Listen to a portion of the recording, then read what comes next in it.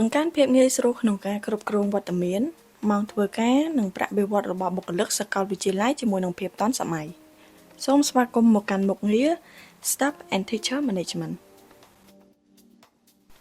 ចូលមកដល់ទីនេះគ្រប់សាលារៀននិងសាកលវិទ្យាល័យនឹងទទួលបានមុខងារគ្រប់គ្រងបុគ្គលិកមួយយ៉ាងពេញលេញជាមួយនឹងភាពងាយស្រួលនិងការគ្រប់គ្រងទំនើបទាន់សម័យ ការតាមដាននិងគ្រប់គ្រងចំនួនបុគ្គលិក តួនាទីបង្រៀន និងចូលមើលព័ត៌មានលម្អិតរបស់បុគ្គលិកទាំងអស់នៅកន្លែងតែមួយ គ្រប់គ្រងនិងរៀបចំបុគ្គលិកតាមនាយកដ្ឋាន តួនាទីនិងជំនាញឯកទេសនីមួយៗបានច្បាស់លាស់ កំណត់ថ្នាក់រៀនទៅតាមមុខវិជ្ជានីមួយៗដែលលោកគ្រូអ្នកគ្រូត្រូវបង្រៀន និងរក្សាទុកព័ត៌មានបុគ្គលិកទាំងអស់យ៉ាងមានប្រសិទ្ធភាព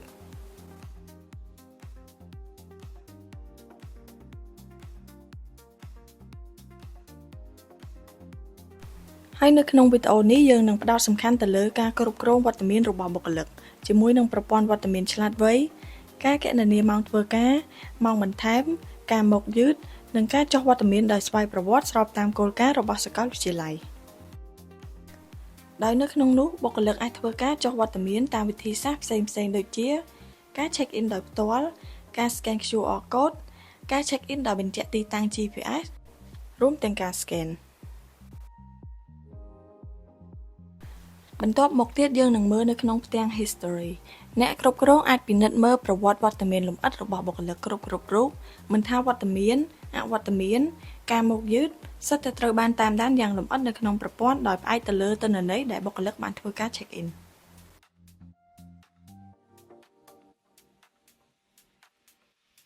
លើសពីនេះអ្នកគ្រប់គ្រងក៏អាចកែតម្រូវការចុះវត្តមានប្រចាំថ្ងៃរបស់បុគ្គលិកក្នុងករណីដែលបុគ្គលិកភ្លេច check out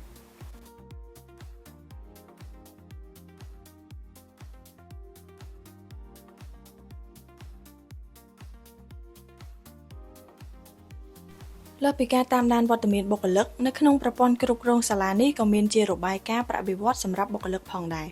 ដោយទិន្នន័យប្រាក់បៀវត្សរ៍របស់បុគ្គលិកនឹងត្រូវបង្ហាញដោយផ្អែកទៅលើចំនួនវត្តមានដែលបុគ្គលិកបានធ្វើការ check in នៅក្នុងការបង្ហាញប្រភពទិន្នន័យមានភាពច្បាស់លាស់មិនថាប្រាក់ខែដែលត្រូវកាត់ចេញពីការវត្តមានរបស់បុគ្គលិកនិងប្រាក់បន្ថែមម៉ោងដែលបុគ្គលិកបានធ្វើការថែមម៉ោង